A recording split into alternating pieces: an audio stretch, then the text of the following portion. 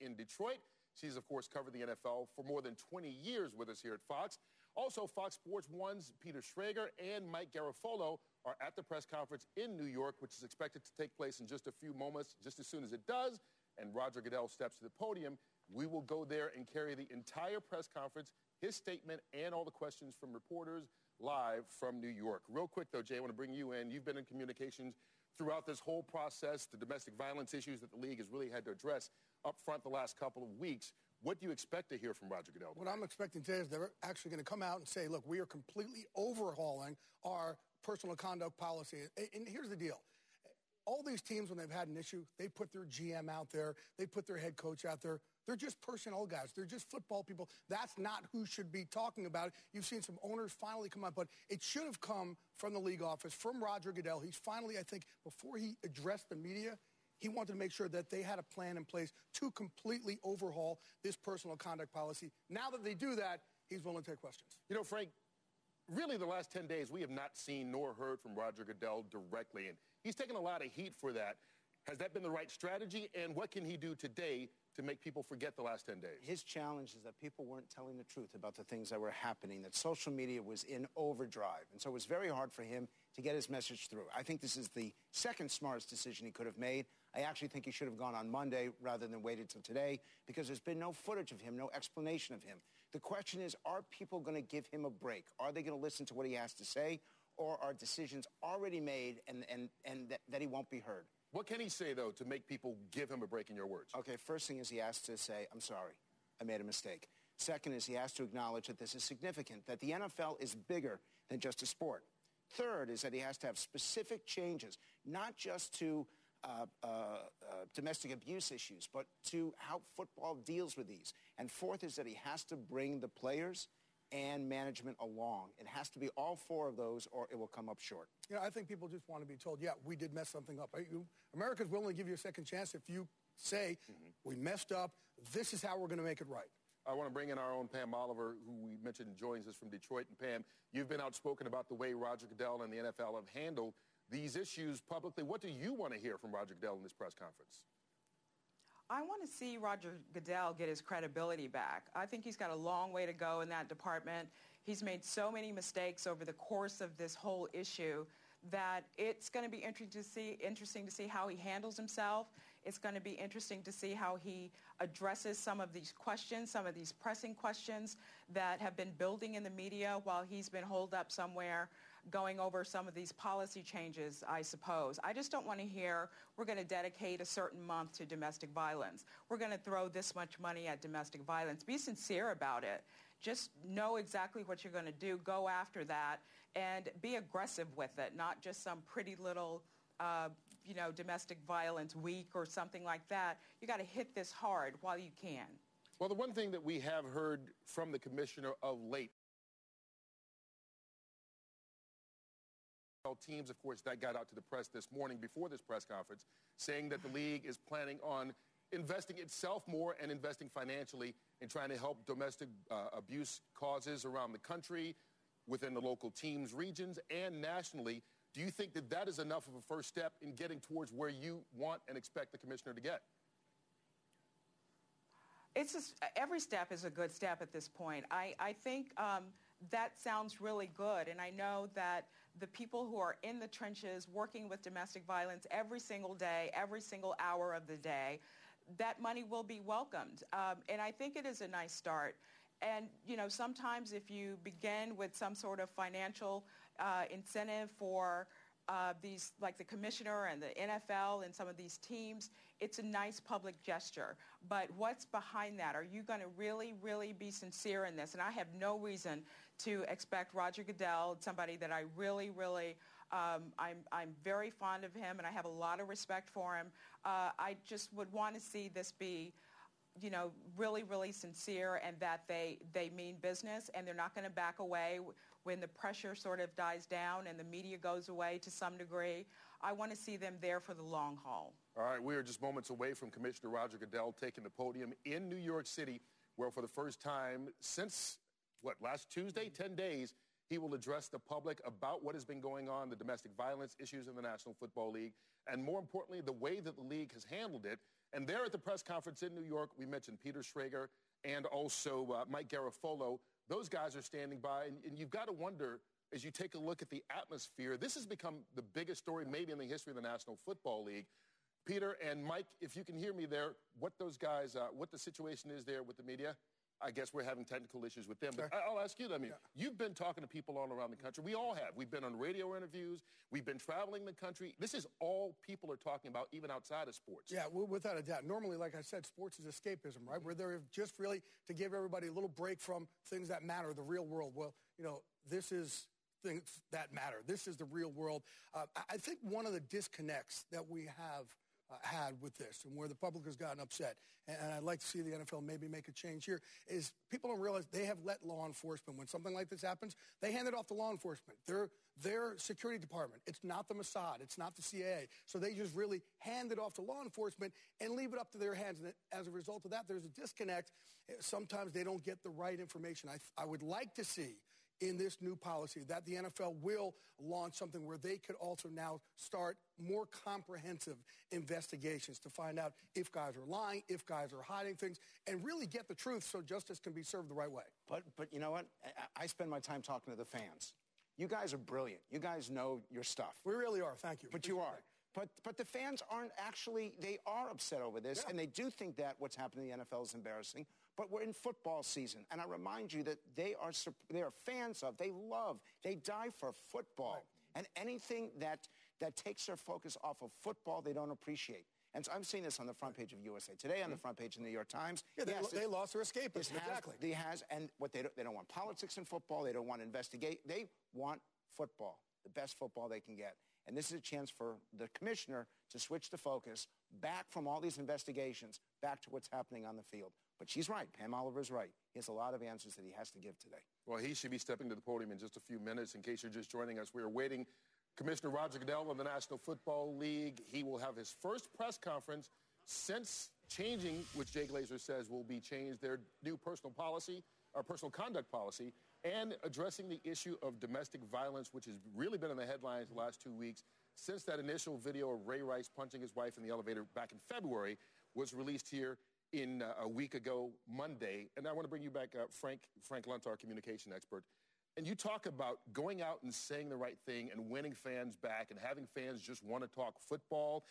Is this a matter of this will help the NFL, this press conference, ride out the storm till you get to Sunday, and once you get to Sunday and you can get games again, they're able to retreat and just go back to the same policy? Or do you think that this is the beginning of something they're going to have to stay in front of? Pam is right. You can never retreat. You're always going to have to be talking about it. But in the end, they want to focus on what's happening on the field. And what's interesting to me is that this is so transcend traditional sports that we are now truly focused on this as the most important news story. But in the end, fans are looking for, what are you going to do for the game? What are you going to do for the players? And holding the players accountable, holding the teams accountable, that's what matters most. I do think it's good when sports can help out the real world, if you can. And, we just saw the incident here with Jonathan Dwyer, where his wife, there are heinous accusations against Jonathan Dwyer, abuse against his wife and his infant, and it took her a few months to come forward. So hopefully this attention does empower women who maybe are in a situation like this, that they can come out, they have a voice, they have people who will support them. So it's a horrible situation that's gotten here with these other instances, but maybe this will be able to help out other women have the courage to be able to come forward and know they have support. And there you can see the timeline of what has really happened. And this has all been crunched into the last 10, 12 days or so. Whereas 2 weeks ago, the NFL was just ready for a new season to start. Everybody was talking football, and ever since then, it has been anything but football. As we bring back our Pam Oliver, who is with us in Detroit here, Pam. Real quick, before the commissioner takes the podium here in New York, which we expect to happen in just a few moments' time, you live in Atlanta. You were in New York last week for a Fox game. You're in Detroit this week. 2 model franchises. Fan bases are huge in all those places.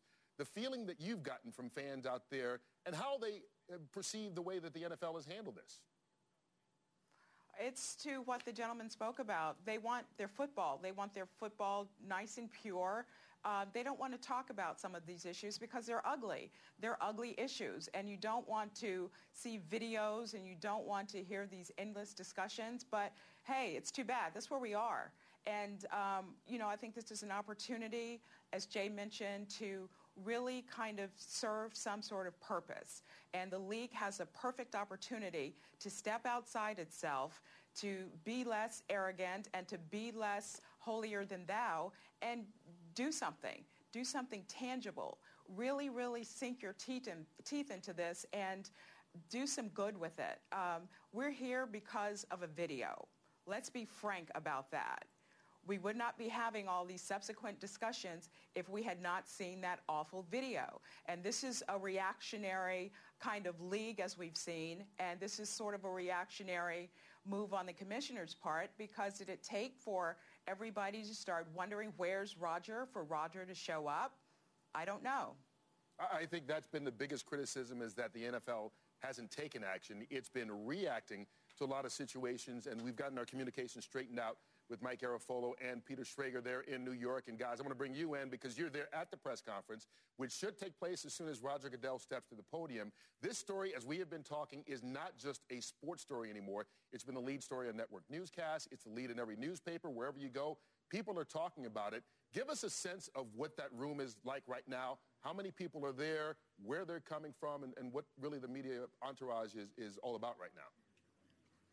Kurt, it's actually not a circus. I thought we were going to get a circus. I was in Minnesota on Monday for Rick Spielman's presser, and it was a circus. This seems pretty controlled, and you don't have every news outlet you can imagine here. It seems like it's mostly NFL media, and the room is not completely filled. The press conference was announced at 11:30 a.m. It's 4:30 now, so not everyone can flock into this. Mike, what do you think? Yeah, I got my own mic. Okay. We're good. But it's not a circus because we didn't have time to set up the tents. And I think that was intentional. We got the notice at 11 o'clock, 4 hours before the press conference. Again, I think that was intentional. We're having technical difficulties, so we didn't have a chance to set up. So you look at this room, it's not as crowded as you would expect it for something like this. And not a lot of people had a chance to mobilize to get here. Again, all of this by design, especially to do this on a Friday afternoon as well. All right. Frank, I'm going to bring you back in on this then. Is this the NFL getting what it wanted then by waiting this long to do a press conference to Friday and then calling it at the last moment?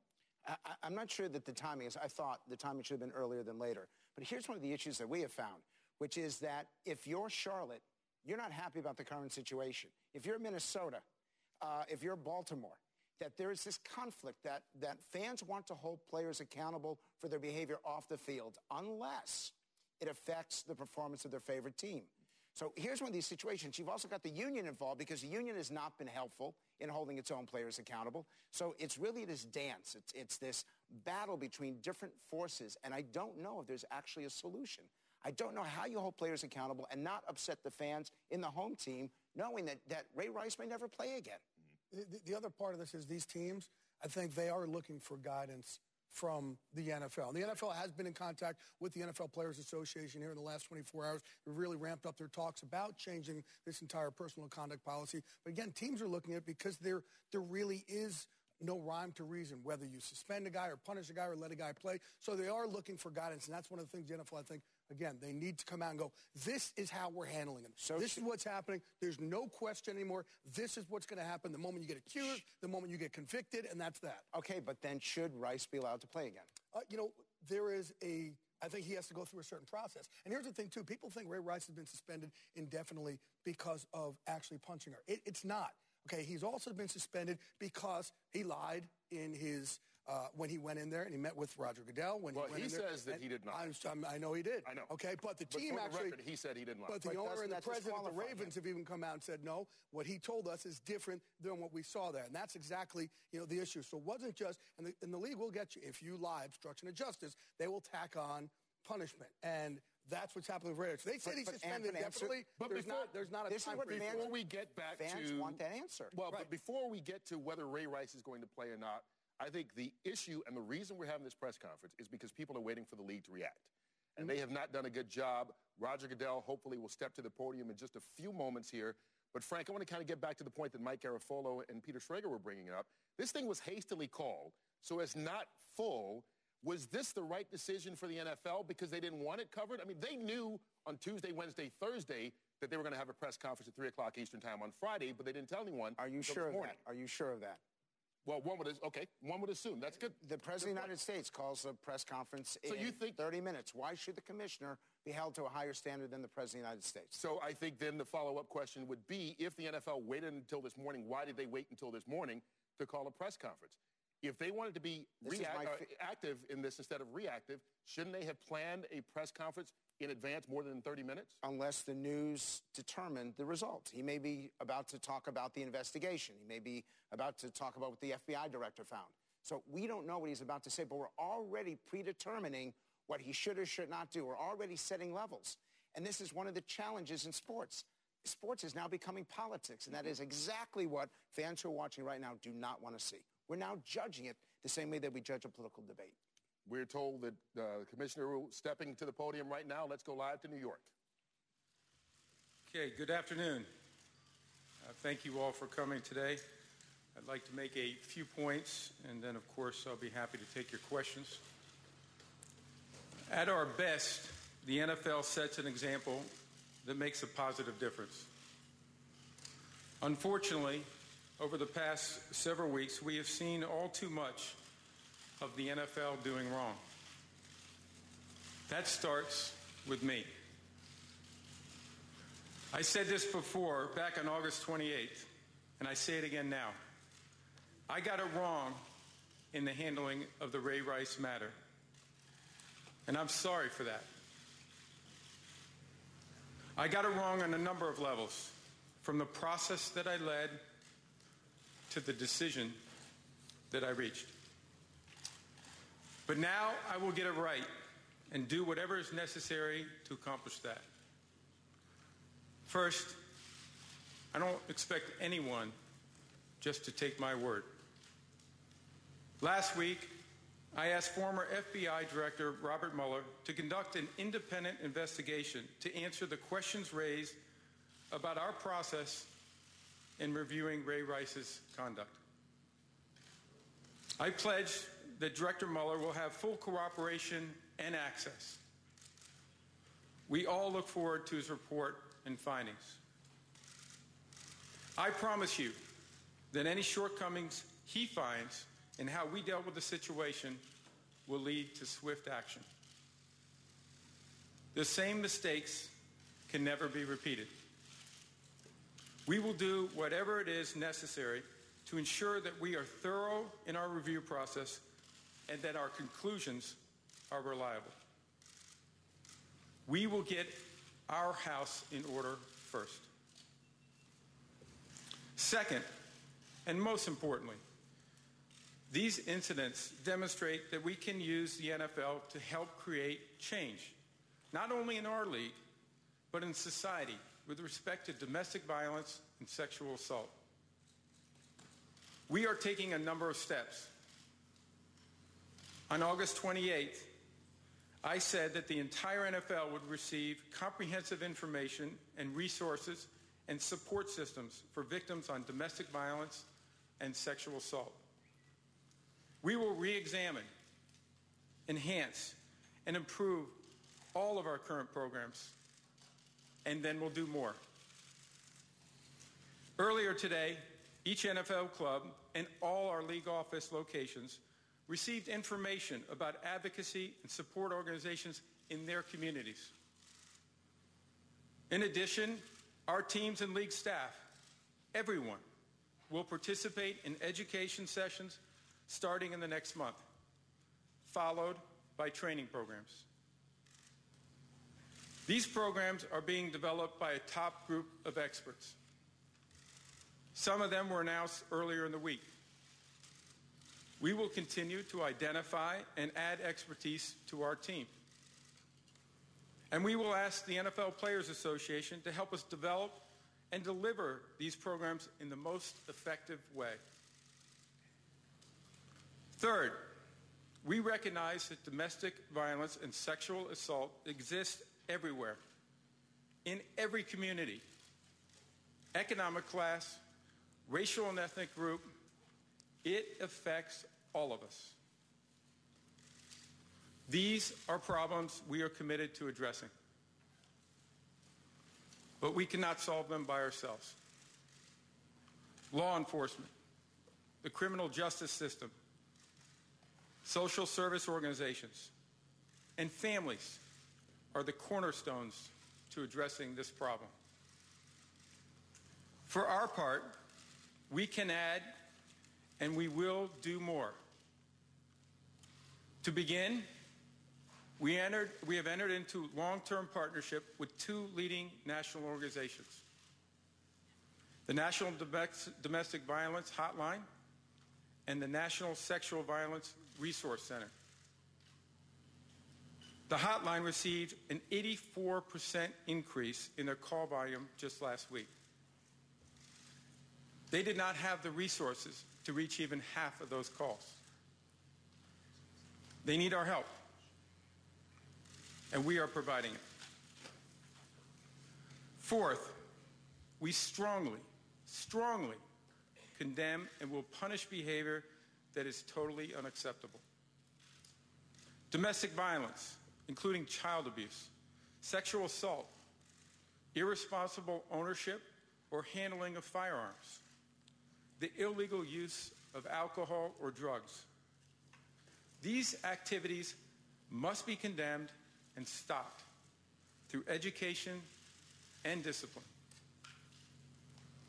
Our standards and the consequences of falling short must be clear, consistent, and current. They must be implemented through procedures that are fair and transparent. This is a central issue today.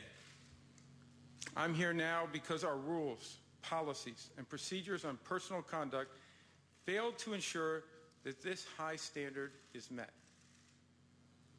But I want to make it clear, these are very complex issues. Our country has a legal system that everyone needs to respect. When there is evidence of misconduct by anyone in the NFL, we need to carefully consider when to act and on what evidence. Everyone deserves a fair process.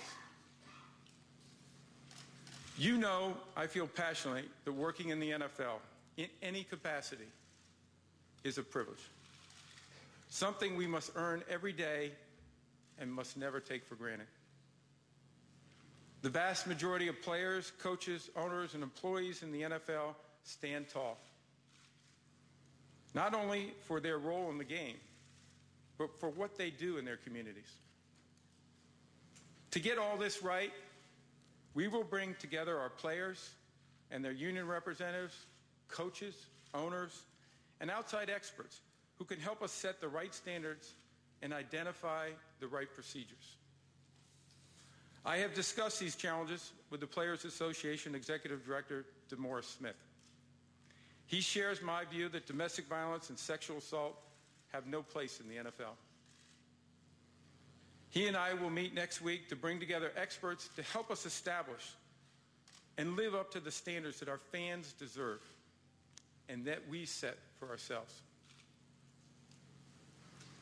I will be asking these experts to examine all current NFL policies related to employee and player conduct and discipline. They will address how to balance due process rights for those accused with the need to hold our personnel to the highest standards.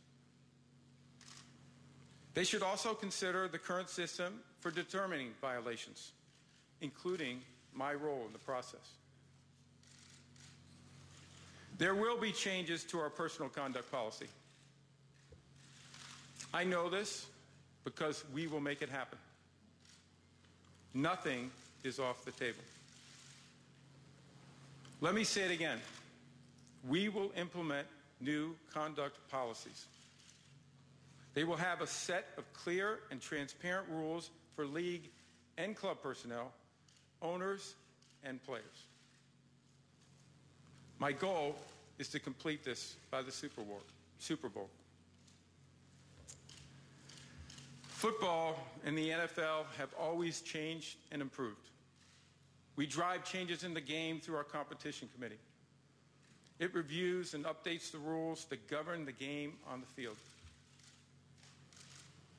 Through this process of evaluation and reform, we keep the game competitive, entertaining, fair, and most importantly, do everything we can to protect our players on the field from injury.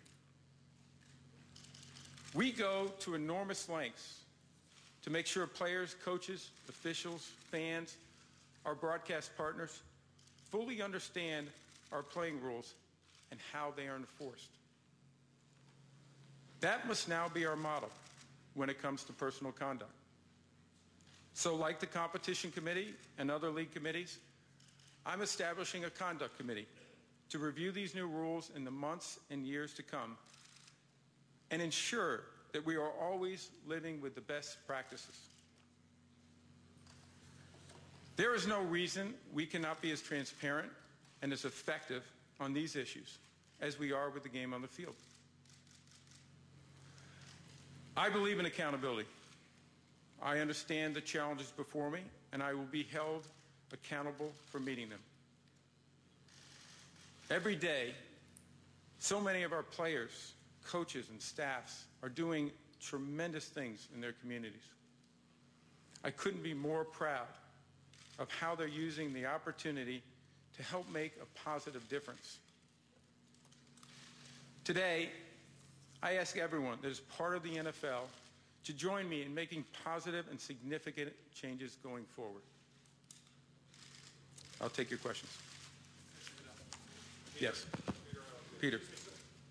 Peter Alexander from NBC News. Yes. Commissioner Goodell, appreciate your time. Sure. If any of these victims had been someone you love, would you be satisfied with the way the league has handled this crisis, and what would you say to them? I'm not satisfied with the way we've handled it from the get-go.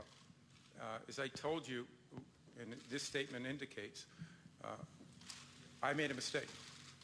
I'm not satisfied with the process that we went through. I'm not satisfied with the conclusions.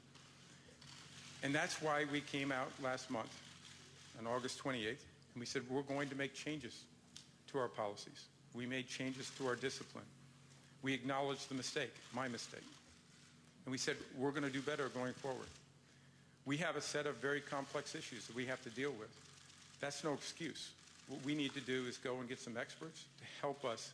How do we do this better? How do we restructure our personal conduct policy and expect the kind of behaviors we expect, and to make sure that we educate, we train, we do everything possible to hit that mark for all of us. And when we don't, there'll have to be consequences for that. So I'm not satisfied with what we did. I let myself down. I let everybody else down. And for that, I'm sorry, as I mentioned earlier. But that's what we're going to correct, and that's what we're going to fix. Roger, you've had pretty extreme unilateral power in deciding discipline, but as you've said a few times, you've gotten it wrong in a few cases, and that tends to happen when there's no checks and balances. How willing are you to give up some of that power, and do you think that that would be the right thing for you to do? Well, Rachel, as I said in my statement, everything is on the table. We're going to make sure that we look at every aspect of the process of how we gather information to make a decision, how we make that decision, and then the appeals process. And all of that's on the table, and all of that is important information that we want outside experts to give us some perspective on and see if there's a better way to do it. We believe there is, and we believe we need it. We can't continue to operate like this. Also, you've mentioned on TV last week that you guys checked and tried to get the Ray Rice video and any information. The Atlantic City Prosecutor's Office in an open records check says they don't have any electronic communication from the NFL asking for those kinds of documentation or the video. Can you give us sort of the trail of how you guys did that investigation so that people can know really what you put into it? Well, certainly our security department works with law enforcement. They are fully cooperative. We gather almost entirely all of our information through law enforcement. And that's something else we're going to look at, Rachel. That's something, is that the right process? Should all of our information be gathered simply through law enforcement? We understand and respect what they go through and what the job they have to do, and there are certain restrictions that they may be under. But they're saying they don't have a record.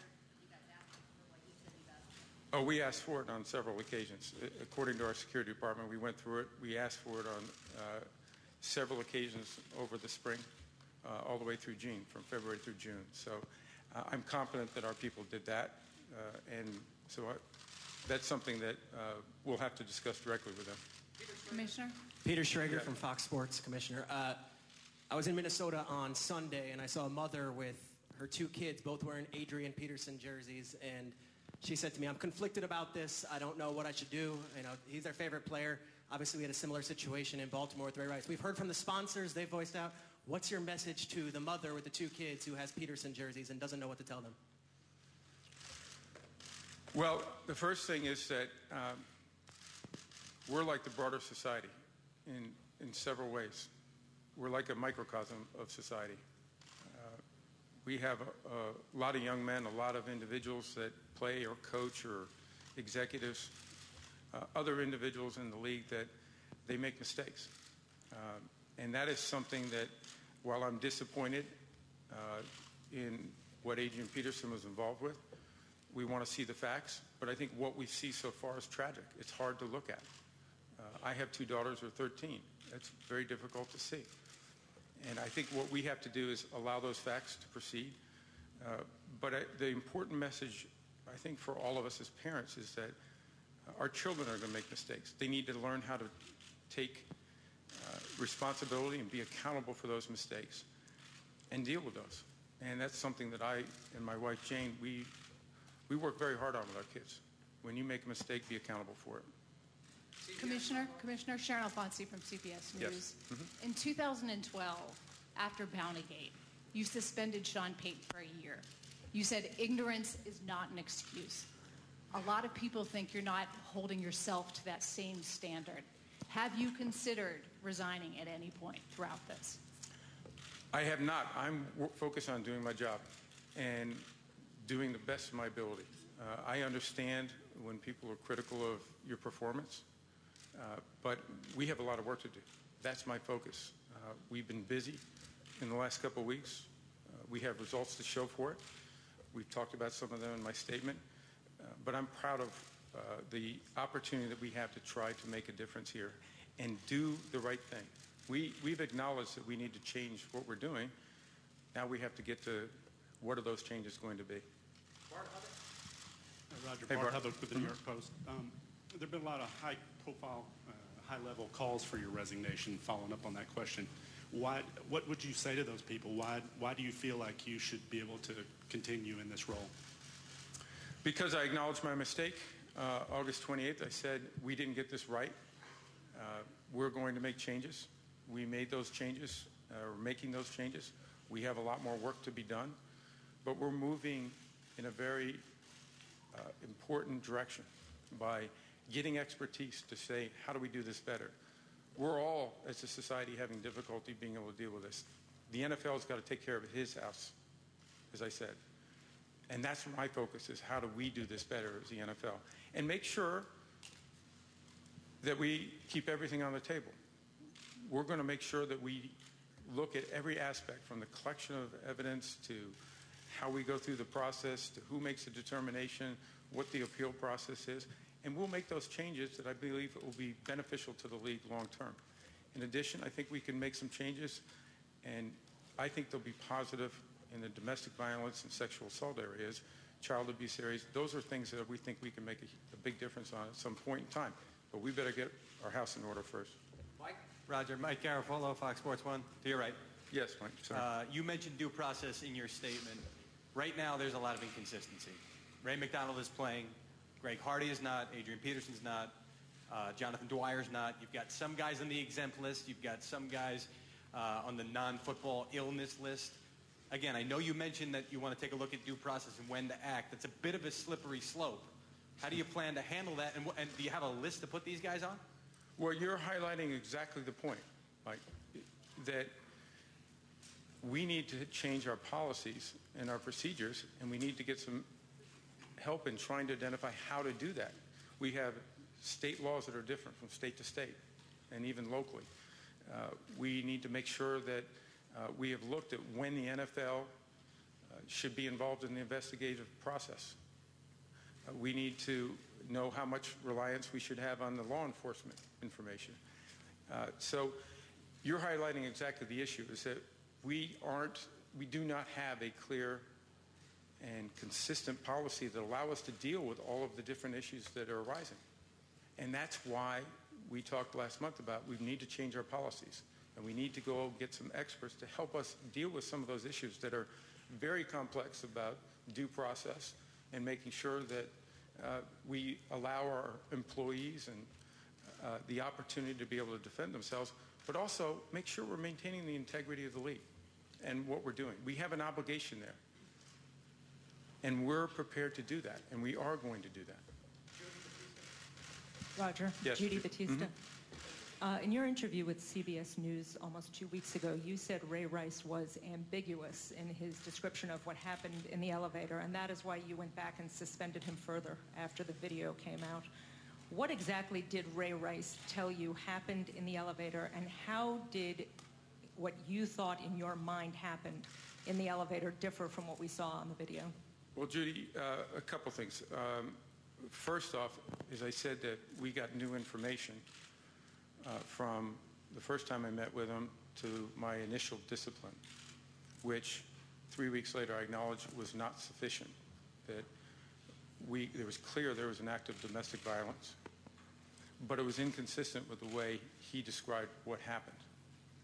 When we had that new information, we had the ability to say, we're going to interject and we're going to take additional action. And that's what we did. So there was new information that developed because we had not seen that second tape that became public roughly 10 days or so ago. And that was not consistent with what he said. Commissioner, what did he say? What did he tell you? What happened? Well, the one issue with this is now a matter of appeal. As you know, the NFLPA has appealed this. So it's a matter that is going to be taken up in the appeal. So without prejudging or without getting into any specifics on this one, I've got to respect at least the appeal process right now. What about transparency? You keep talking about transparency. Why not say what he said? Well, I'm telling you right now that it's inconsistent with what he told us, what we saw in that video when it came out roughly 10 days ago. But we have a process right now. We have an appeal process. That information will come out at some point in time. The process is not about those details. The appeal process is more specific to them saying they got multiple punishments for the same crime. So given the fact that what he in fact did is not what the question is about. Well, Peter, I may disagree with you there. I think that's something that the appeals office is going to have to determine. We have not seen all of the papers on appeals. It is a fact that there's an appeal, and they may be able to raise several issues in the context of that appeal. That's a decision that they have to make. I can't make that. Commissioner, to your right. Yeah. Andrew Rosario, Rise TV. You mentioned the two women's groups that the NFL will be working with. Can you give us an idea of how you'll be assisting them? And to follow that up, if the 32 owners had a vote today about whether or not you should keep your job, what do you think the results would be?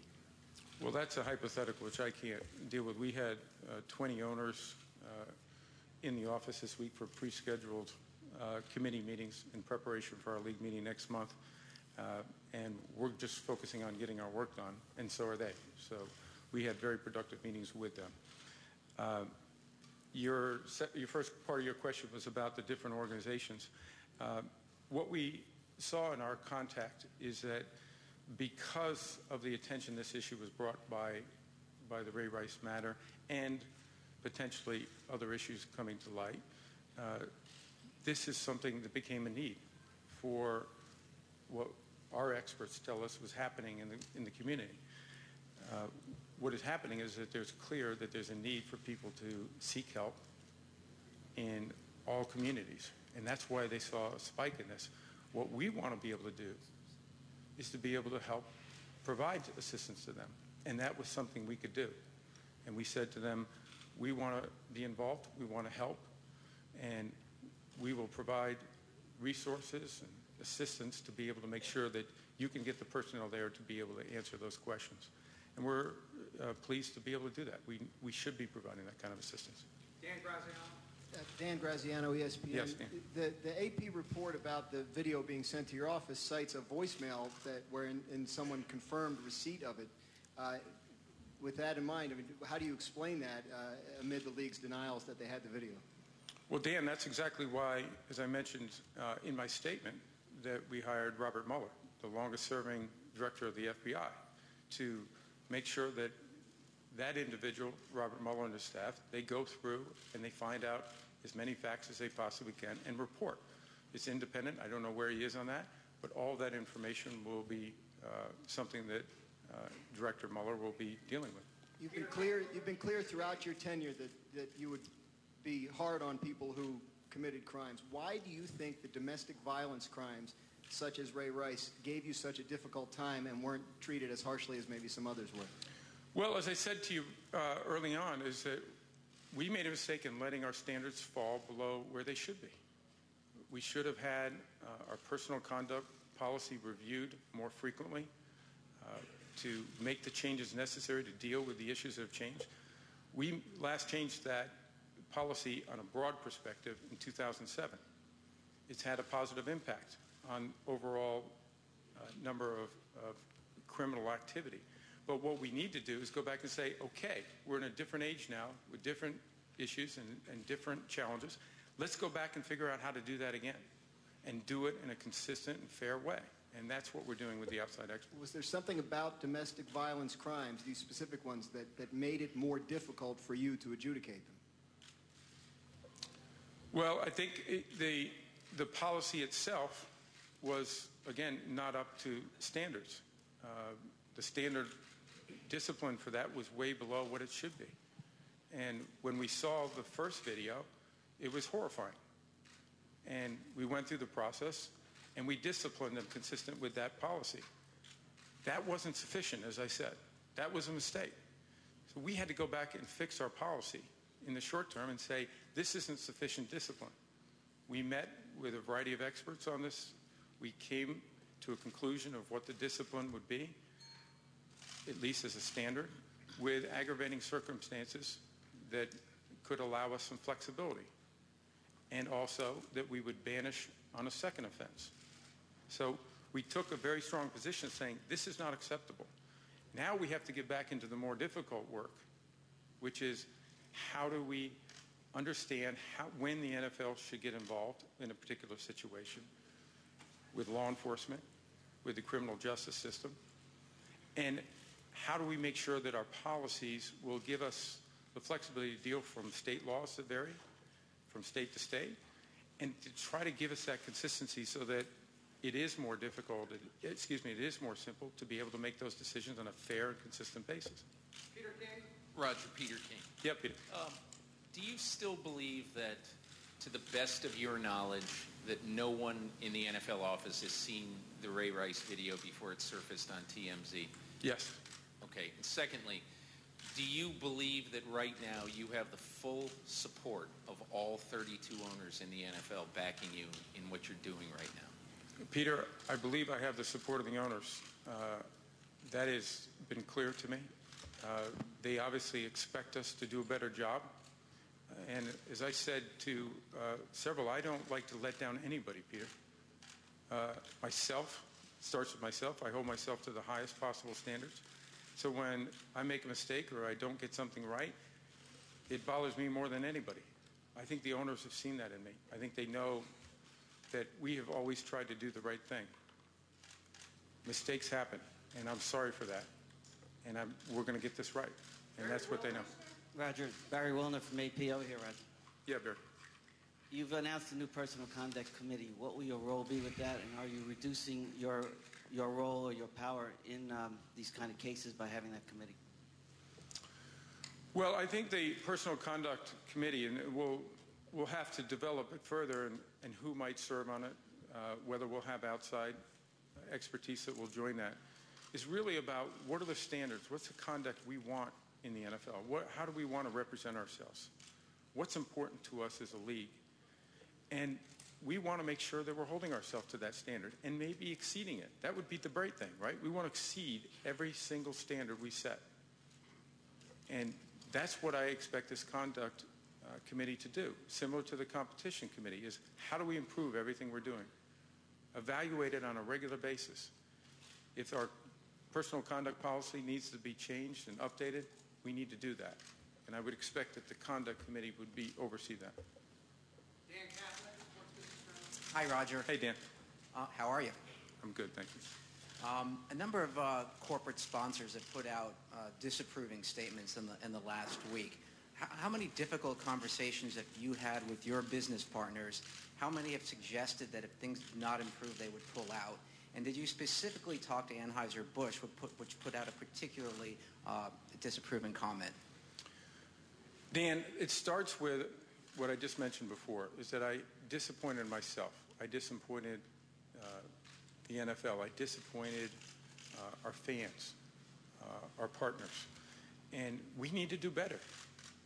And I made that clear on August 28th to our ownership. I made it clear since. I made it clear to sponsors directly that we are going to do better in this area. There are things that we need to clean up in our house and make sure we get right. And we will. And we will make a difference in this area.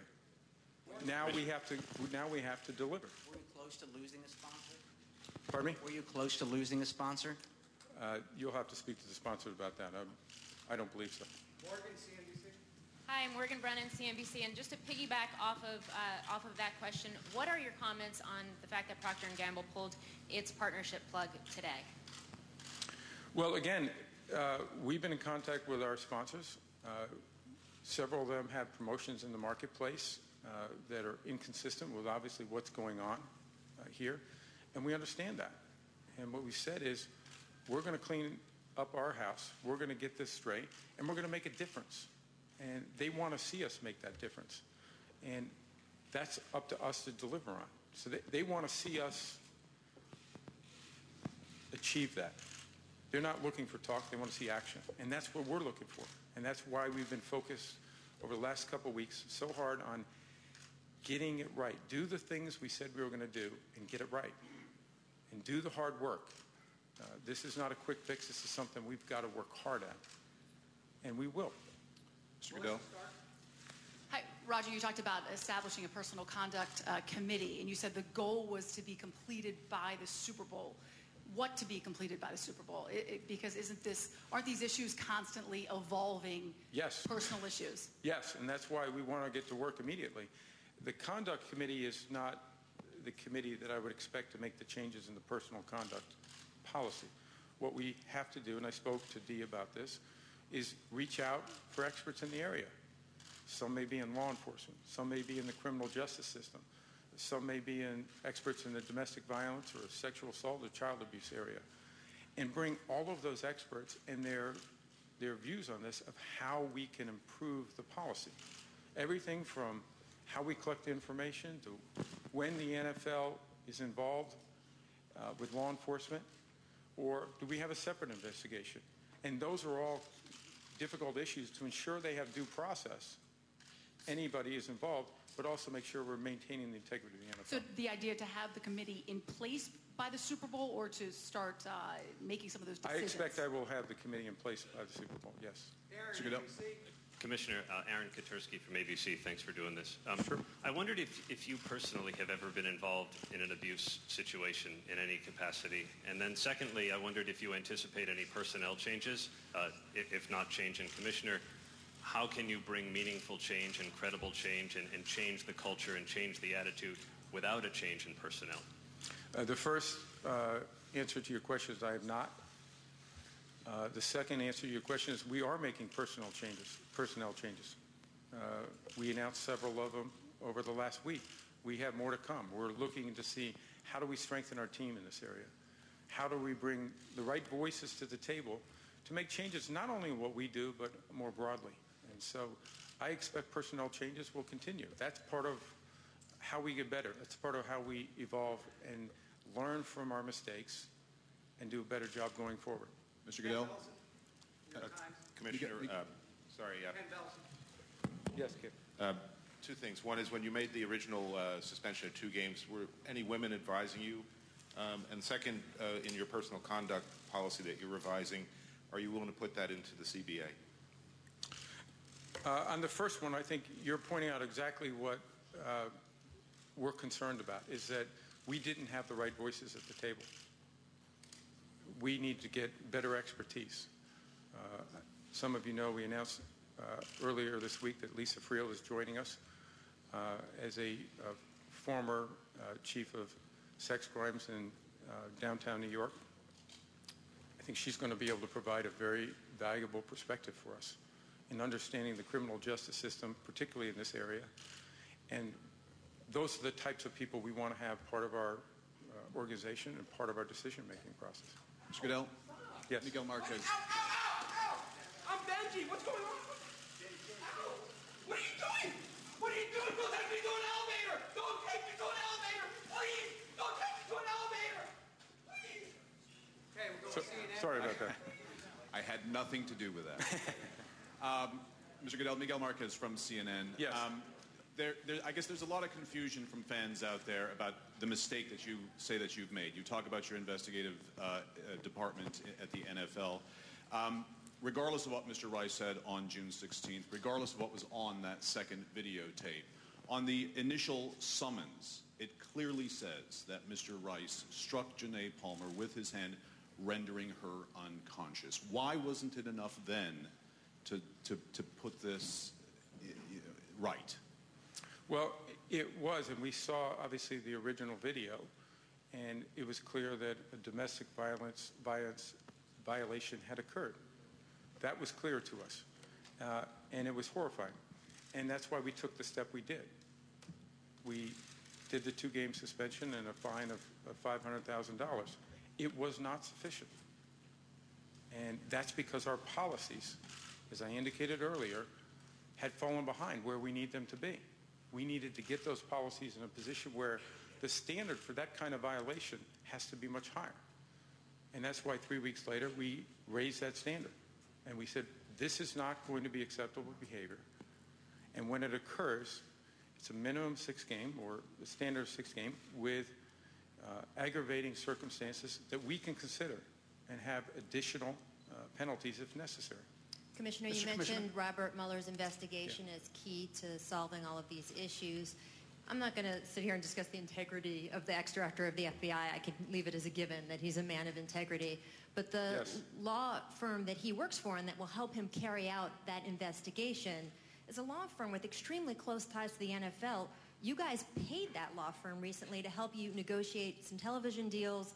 The president of the Ravens, who will be key in this whole investigation, worked at that law firm for more than 30 years. Why hire someone with even the appearance of impropriety, and how do you expect this to affect everything? Well, Rachel, I would respectfully disagree because you now are questioning the integrity of the director of the FBI. Yes, that firm has represented us in the past, but they have also been on the other side in litigation against the NFL. So this is a highly respected individual that served as director of the FBI, the longest-serving director in the history of that position.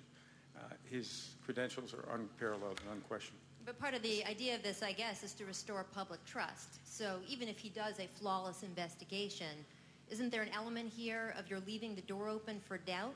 Well, Rachel, unfortunately, we live in a world where there's a lot of litigation. There are a lot of law firms, a lot of people who have had maybe some interaction with us in the past. Robert Mueller has not.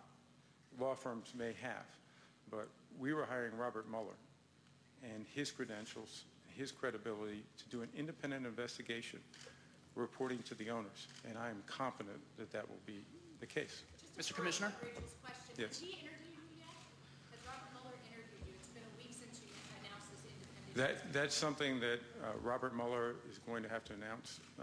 We are not disclosing or involving. He's running an independent investigation. He will meet with anybody he wishes, whenever he wishes. He will get full cooperation from me or anybody else in the building.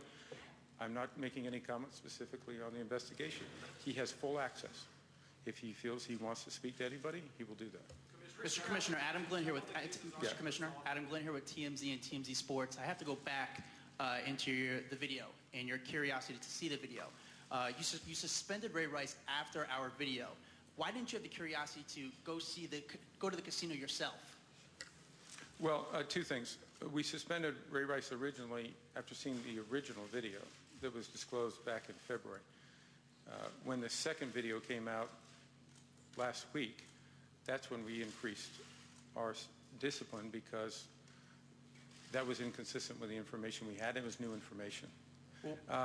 One of the things that I said in my statement, and I've said repeatedly here, is that is part of what we want to do with all of our experts, outside, internal, is try to figure out how should we investigate these issues.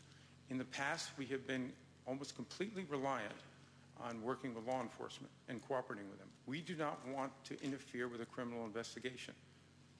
In particular here, when you're dealing with a casino in New Jersey, there are even more restrictions because it's overseen, I believe, by the Attorney General. So we have to be very cautious of not interfering with a criminal investigation, but we'll evaluate that. Should we do more to get that information? I would have loved to have seen that tape. Should we do more to get that information in the future? That's a question I want these experts to do. We found out by one phone call. You guys have a whole legal department. Can you explain that? We found out by just one phone call. I can't explain how you got the information. Only you can do that. So. Chris Strauss, who would take that? Two questions on the, right here, Commissioner. Yes. Two questions on the Ray Rice situation. First one, do you regret having Ray and Janae Rice in the same room together when you met with them? And secondly, have you decided who will be hearing the appeal for Ray Rice in your office? I have not on the second part of your question. I'll be making that decision shortly. Someone else will be hearing that case. On your first part is, yes, it's part of the learnings that we've had throughout this is that there are certain proper ways of having those kinds of discussions when couples are going through a domestic violence issue. And we have learned that. And we have learned that from our experts, is that we shouldn't have them in the same room, or we should give them the opportunity to speak separately also. And that's something that we have learned from this, and we will correct going forward. Commissioner, what do you say? You can't speak out about some of the individuals who have cases that have not yet been resolved, but what do you say to the one individual in the NFL under scrutiny right now, Greg Hardy, who has been convicted of attacking his girlfriend? What's your language that you would say to him were he standing in front of you? Well, we're disappointed in where he is. We think what he did and what he was involved with, at least what's alleged in the court records, he was convicted, and then what happens when he appeals that is it's wiped out until he goes to a jury trial. So you're highlighting exactly, can I finish? You're highlighting exactly the issue that we're concerned about, which is when do we engage? There was a conviction, it then gets removed until the jury trial, and then should we let that go all the way through? We were pleased with a. Okay, you're in the middle here, Roger. Really quickly, can I ask a quick question, please? Yes. My hand's been up for a while. Jerika Duncan from CBS News. It's obvious when you look out on the field, a lot of these players, it's a diverse crowd. A lot of the players that have been highlighted recently are African American. Can you justify not having an African American as part of that group of women that you've hired to look into sexual assault and domestic violence? Well, that's not true. We have internal experts that have been working on this that are people of color, that are women and men, and they have been involved with this process from the beginning.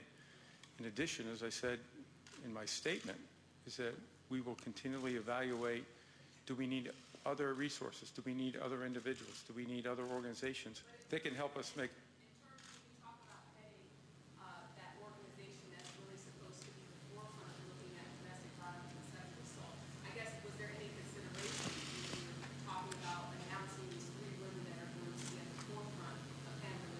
Well, those three women are advising us, as well as we have full-time staff, including an African-American woman who has great experience in this area and has been involved in this for several years with the NFL and has been on the NCAA level.